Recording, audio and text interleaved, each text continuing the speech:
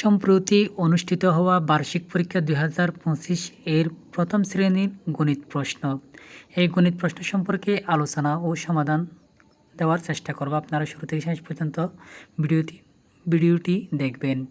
সময় 2 ঘন্টা, পূর্ণমান 100। 1 নম্বর অঙ্কে লিখো 701, 1256, 1109, 779, 1467 সংখ্যাগুলো অঙ্কে লিখতে হবে। 2 নম্বর কথায় লিখো 165, 1203, 889, 1111, 332 এই সংখ্যাগুলো কথায় লিখতে হবে। 3 নম্বর স্থানীয় মান নির্ণয় করো 902, 923। এখানে 2 একক, 0 দশক, 9 শতক, 900। এভাবে অঙ্কগুলো দুটি সমাধান করতে হবে বা স্থানীয় মান নির্ণয় করতে হবে। 4 নম্বর যোগফল নির্ণয় করো 8-এর সাথে 2 যোগ করলে 10, 10-এর 0 হাতে 1, 9-এর সাথে 1 যোগ করলে 10, 10-এর সাথে 1 যোগ করলে 11, 11-এর 1 বসবে হাতে 1, 1 সংখ্যাটি 7-এর সাথে যুক্ত হয়ে 8 হবে।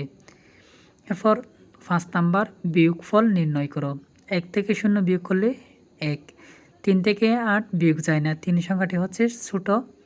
এক্ষেত্রে 9 থেকে 1 ধার নিয়ে 3-এর আগে বসাবো 13, 13 থেকে 8 বিয়োগ করলে আর 5, আর 9 সংখ্যাটি 1 ধার নেওয়ার কারণে 8 হয়ে গেল।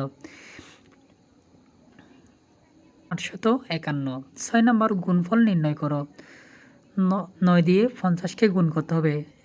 ডান দিক থেকে বাম দিকে গুণ করে যেতে হবে নিচের সংখ্যাটি দিয়ে উপরের সংখ্যাগুলোকে।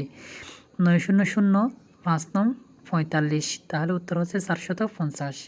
7 নাম্বার ভাগফল নির্ণয় করো অর্থাৎ 63কে 7 দ্বারা ভাগ করতে হবে। 7-এর 9 অর্থাৎ 63-র মধ্যে 7 9 63, উত্তর হচ্ছে 9। 8 নাম্বার একটি কাঁদিতে 8টি এবং অপর একটি কাঁদিতে 7টি কলা আছে। 2টি কাঁদিতে মোট কয়টি কলা আছে? এটি সমাধান করার ক্ষেত্রে যেভাবে করতে হবে, প্রথমে লিখতে হবে একটি কাঁদিতে কলা আছে 8টি, নিচে লিখতে হবে অপর কাঁদিতে কলা আছে 7টি। আর নিচে লম্বা একটি দাগ টেনে এরপর উপরে 8-এর সাথে 7 যোগ করলে হয় 15, উত্তর হবে 15। তাহলে মোট কলা আছে 15টি। 9 নম্বর রাজু 15টি ডিম ও 9টি কলা কিনল। কলা থেকে ডিম সে কয়টি বেশি কিনল? এক্ষেত্রে এটি বিয়োগ করতে হবে। প্রথমে লিখতে হবে রাজু ডিম কিনল 15টি, রাজু কলা কিনল 9টি, নিচে লিখতে হবে। এরপর নিচে লম্বা একটি দাগ টেনে 15 থেকে 9 বিয়োগ করলে আর তাকে উত্তর হয় 6, তাহলে সে কয়টি ডিম বেশি কিনল? 6টি ডিম বেশি কিনল।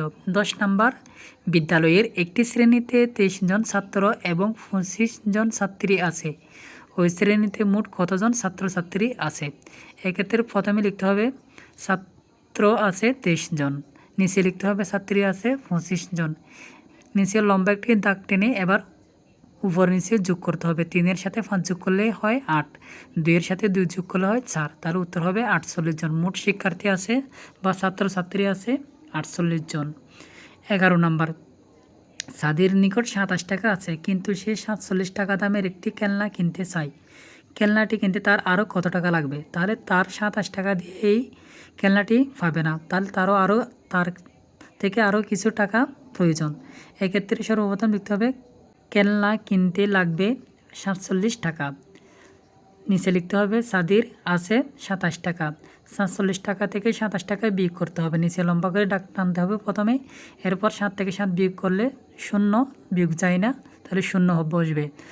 এরপর 4 থেকে 2 বিয়োগ করলে 2, তাহলে উত্তর হবে 20 টাকা। তাহলে খেলনা কিনলে তার কাছে আরও লাগবে 20 টাকা, উত্তর 20 টাকা।